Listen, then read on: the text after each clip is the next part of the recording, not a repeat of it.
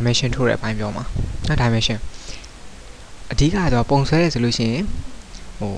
ပုံဆွဲတဲ့ရုံနဲ့မရဘူး print ထုတ်ဖို့အတွက်ပုံထုတ်တဲ့နေလို့တည်ရမယ်နောက် dimension ထိုးတဲ့ကမယ်စာရိုက်တဲ့ကမယ်အဲ့သုံးခုကတော့မဖြစ်မနေပဲလုပ်တဲ့ကမယ်နော်အခုပြောမှာ dimension ထိုးမယ်ပိုင်းနော် object တွေအရှည်ဘယ်လောက်ရှိတယ်သူ radius ဘယ်လောက်ရှိတယ် diameter ဘယ်လောက်ရှိတယ်ပေါ့ဒါမျိုးထိုးတဲ့အပိုင်း dimension ထိုးရမယ်ဆိုလို့ရှိရင်လည်း dimension 2ပါကိုအရင်ခေါ်ပေးထားမယ်နော် right click dimension ပေါ့နော် dimension 2ပါအရင်ခေါ်မယ်ရောက်လာပြီပေါ့ dimension 2ပါရောက်လာပြီဆိုတာနဲ့ချက်ချင်းမတိုင်းနဲ့ဟိုတိုင်းလို့မရသေးဘူး dimension တိုင်းတော့မယ်ဆိုရင်ပထမဆုံးလှုပ်ကမှ dimension အတွက် layer တက်တောင်း layer တက်တောင်းလာတော့0 layer ထဲမှာ dimension တိုင်းလိုက်မယ်ဆို default point ရပါသွားမှာနိအဲ့အတွက် layer တက်တောင်းမယ်နော်ပထမဆုံး layer တက်တောင်းထားမယ် dimension အတွက် dimension အတွက် layer တက်တောင်းထားမယ်ရောင်လဲရွေးချင်ရွေးထားပေါ့ရရတာ set current လောက်ထားမယ် close ပေါ့ current တင်ထား dimension လေးရအောင်ပြင်ချက်ချင်းတိုင်းကြည့်အဆင်မပြေသေးဘူးเนาะတိုင်းကြည့်လိုက်ရတယ်တိုင်းကြည့်လို့ရတယ် first second စာထားမယ်ညာကလေးချဘလို့မှအဆင်မပြေနိုင်စလုံးကလည်းအရင်တည်နေ dimension ဘလို့မှအဆင်မပြေတာเนาะဖြတ်ပလိုက်မှာအဲ့အတွက်အရင်ဆုံး dimension style သတ်မှတ်ကြရတဲ့စာရီရိုက်တယ်လို့ပဲ test time ပေါ့စာရီရိုက်တာတော့ test time ပေါ့ဒီ dimension ထိုးမယ်ဆိုလို့ရှိရင်လေ dimension style ပေါ့ dimension style သတ်မှတ်ဖို့အတွက် dimension style manager icon ပေါ်မှာ click နဲ့ the dimension 2ရဲ့နောက်ဆုံး icon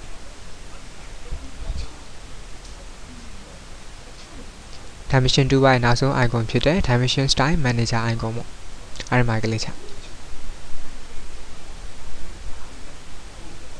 နော် click ချရမယ်သူ click ချလိုက်ရင် dimension style manager ကြာလာပြီသူနော်ဒီလို click မချခြင်းလဲတဲ့ D enter နဲ့သွားလို့ရတယ်တဲ့ D တစ်လုံးရိုက်ထဲ enter ခေါက် D enter ဒါလည်းရတယ်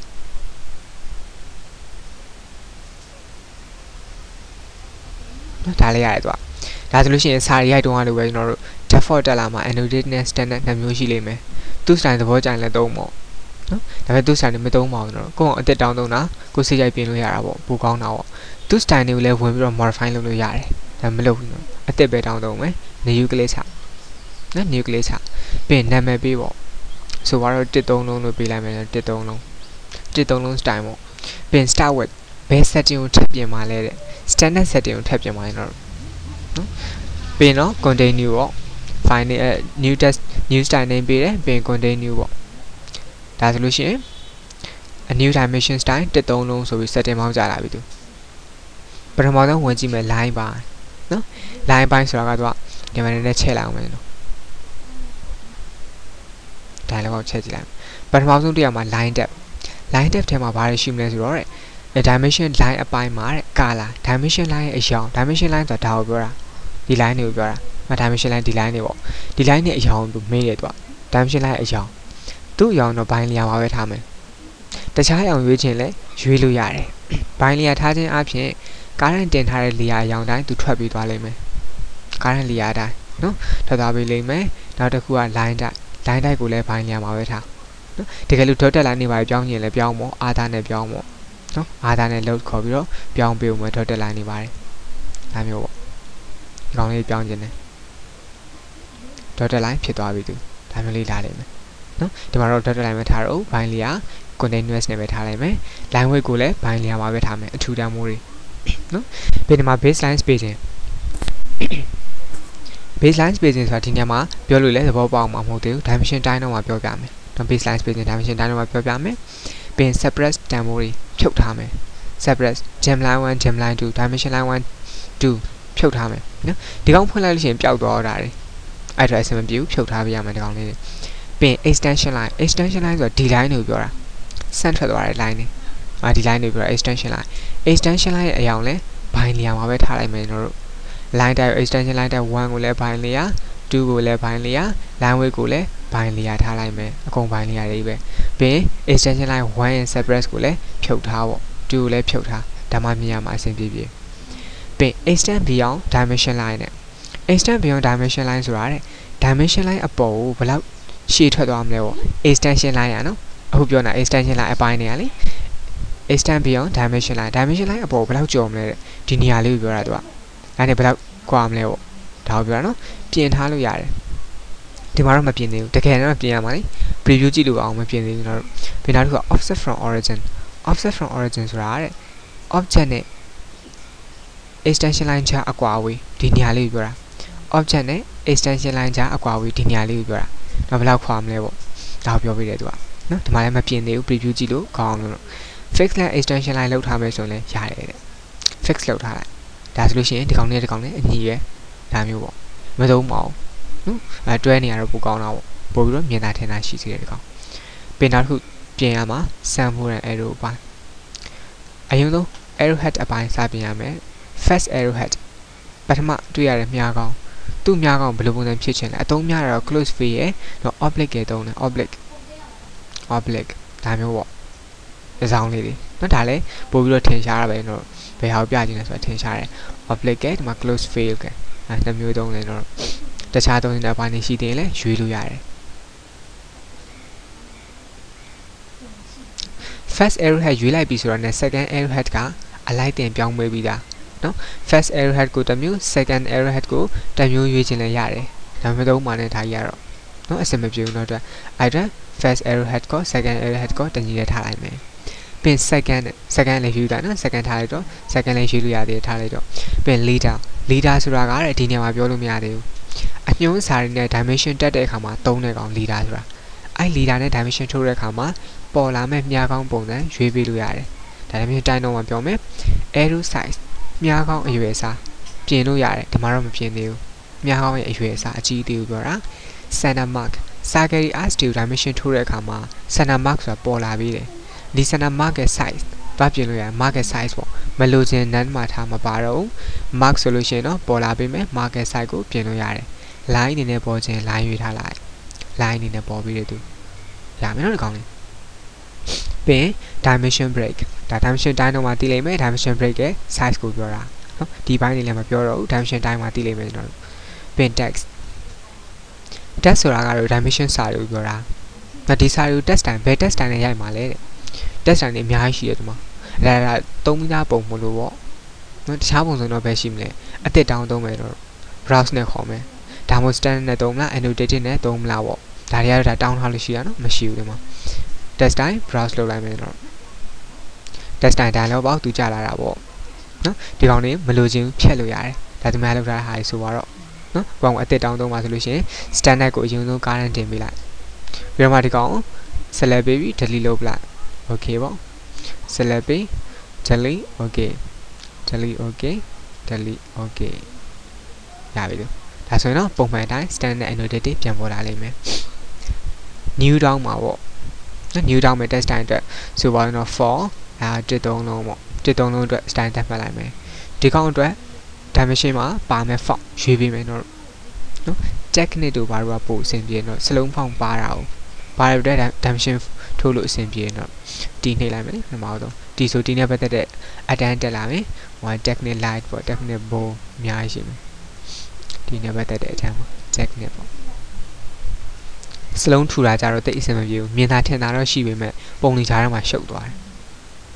နော်ဒါမျိုးရှိပေမဲ့ technique ပေါ့ပြီးရင် font style လည်း regular ပဲထားမယ်တခြား font style လည်းပြင်မသုံးပါဘူးသူ text height မပြင်သေးဘူးတကယ်တော့ပြင်ရမှာတပေလို့ပါလို့ထားအောင်မပြင်သေးဘူး preview ကြည့်လို့ကောင်းပြင်တော့ width factor 1 oblique 0 apply close ပေါ့ချက်ချင်းမပြင်ပေးဘူးတဲ့ဒီနေရာမှာ for တစ်သုံးလုံးရွေးပေးအောင်မယ်တော့သတ်မှတ်ထားတဲ့ style for တစ်သုံးလုံးရွေးလိုက်တော့မှအဲ့တစ်သုံးလုံး font နဲ့သွားပေးရသူ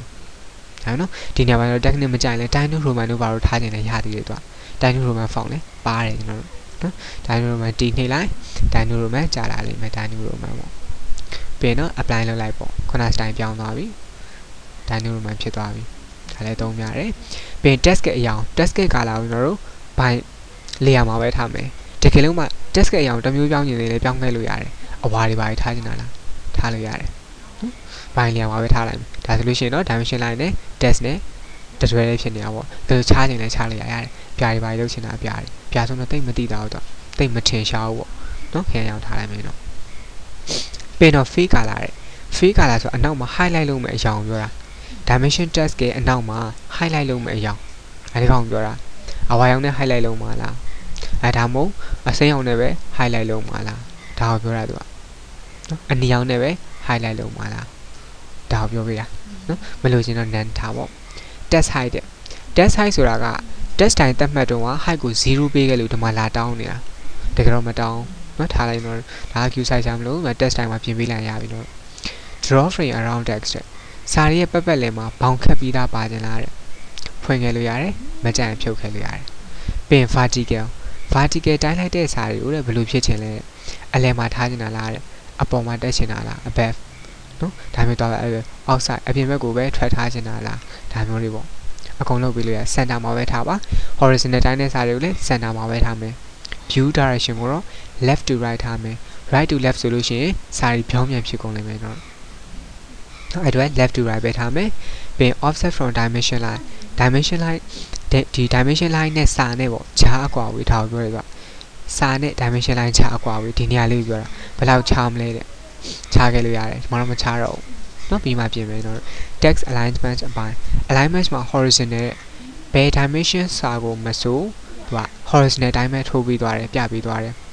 alignment dimension line ဆိုလို့ရှိရင်တော့ dimension line စောင်းတယ်ဆိုစာလဲစောင်းမေးသွားတယ်ဒါမျိုးသွားတယ်ဒါပေမဲ့ as ဒီတိုင်းတဲ့အခါမှာတော့အတန်းလိုက်ကြီးဖြစ်နေတယ်နော် iso standard solution တော့လည်းသူက as ဒီတိုင်းတဲ့အခါမှာသာသူက horizontal လုပ်ပေးတယ်တခြားနေရာတော့အဆောင်စာလိုက်ဆောင်ပေးတယ် iso ကတော့အကောင်းဆုံးပေါ့နော်ဒါပေမဲ့လိုတာရွေးတော့ကြိုက်တာရွေးနော်ပြီးရင်နော် fit အပိုင်း fit မှာဘာမှပြင်ညာမရှိပါဘူးတဲ့တခုရှိတာကလည်းတော့ use overall scale of မှာတဲ့1ဖြစ်နေဖို့ပဲလိုတယ်ဒီနေရာမှာ2တို့3တို့ပြင်လိုက်ပြီဆိုလို့ရှိရင်တဲ့ dimension ထိုးထားသမျှကိုစကီးအကြီးသေးပြင်လိုက်တယ်လို့ပဲထိုးထားသမျှအောင်နော်အဲ့ဒါထားရအောင်တစ်ထားလိုက်ပေါ့နော်တစ်ပဲထားမယ်ပြင်ရင်လည်းပြင်လို့ရတယ်2တိ3နေပြင်အဲ့ထိုးထားတဲ့ dimension စာသေးနေတော့2ပြင်လိုက်2စာကြီးသွားမယ်ပေါ့ဒါတွေပြောရတော့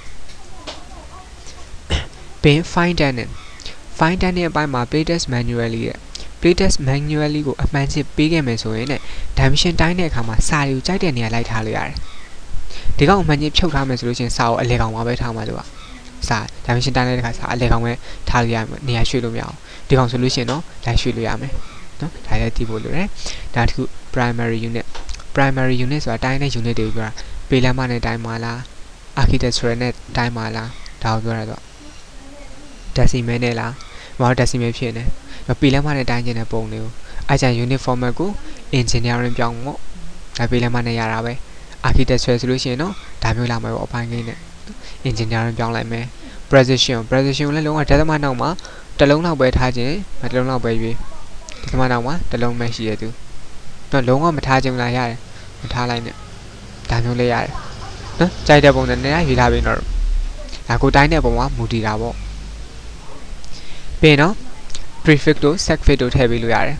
နော် prefix suffix ဆိုတာကဒီ dimension size အရှိမှာဘာတွေပါခြင်းလဲ star တင်နေတာပါခြင်းလဲ star တင်နေတာဒါဆို dimension တိုင်းရဲ့ရှေ့မှာ star တင်နေတာထည့်ပေးသွားတယ်စာရီရိုက်ထည့်မယ်ဆိုလဲစာရီပေါ်လာလိမ့်မယ်ကျွန်တော်တို့ရမယ်နော်မလိုချင်တော့ဖြတ်ထားပါဒီနေ့ဖြတ်ထားပါတော့သူပင် zero suppression နဲ့လိုအပ်တာပဲရွေးပြောသွားမယ် zero suppression ဆိုတာကလည်းသူကဒသမတန်ဖို့ဖြတ်တဲ့ဘိုင်းပြောတာ zero suppression latin ကိုအမှန်ချင်းပေးမယ်ဆိုရင်လည်းဒသမရှိရတန်ဖို့မရှိတဲ့တုံးညာတွေဖြောက်သွားပြီးတယ်ဒသမရှိရတန်ဖို့မရှိတဲ့တုံးညာတွေဖြောက်သွားပြီးတယ် trailing ကိုအမှန်ချင်းပေးမယ်ဆိုရင်တော့ဒသမနောက်ကတန်ဖို့မရှိတဲ့တုံးညာတွေကိုဖြောက်သွားပြီးတယ် trailing အမှန်ချင်းပေးဒသမနောက်ကတန်ဖို့မရှိတဲ့တုံးညာတွေဖြောက်သွားပြီးတယ်ဒါကိုပြောတယ်တော့လိုအပ်ရင်သုံးဝင်တကောင်လဲရမယ်နော်ပြီး angular dimension အတွက်လည်းပြင်လို့ရသေးတယ် angle တိုင်းတဲ့အတွက် decimal degree နဲ့သွားမှာလားတခြားလားနော်သူရဲ့ unit တွေပြင်ပေးလို့ရသေးတယ်ဒါမျိုးလားဒါဆို59.99တွေဖြစ်ကုန်လိမ့်မယ်နော် decimal degree တော့0ပဲထားပေါ့သူမှလည်း precision ရွေးပေးလို့ရသေးတယ်နောက်တစ်ခုက alternate unit ဆိုတာက unit 2မျိုးနဲ့တစ်ပြိုင်နဲ့ dimension တိုင်းနေသုံးတယ်နောက်ဒီ primary unit မှာတော့ engineering နဲ့တိုင်းခဲ့တယ်ပေါ့alternate unit မှာအပိုင်းကြီးနဲ့ပြန်တိုင်းခြင်းတယ်ဒါပေမဲ့ decimal နဲ့ပြန်တိုင်းခြင်းတယ်တိုင်းခြင်း display alternate unit ကိုအရင်ဆုံးဖွင့်လိုက်ပြီဆိုတာနဲ့အရှိမပေနဲ့လက်မနဲ့ပြတယ်အနောက်မှာဒသမနဲ့ပြသွားတယ်နော်ဒါမှမဟုတ် architecture stack နဲ့ပြချင်တာလား fractional stack နဲ့လားဒါမျိုးပေါ့ architecture stack နဲ့လားပြေးပြီးလို့ရအပိုင်းကိန်းနေနဲ့ဒါမျိုးသွားပေးတယ်နော်ပြီးလို့ရှိရင်တော့ဒီကောင်လေးတိုင်းတဲ့အခါမှာတော့သူကarchitecture stack ပြီး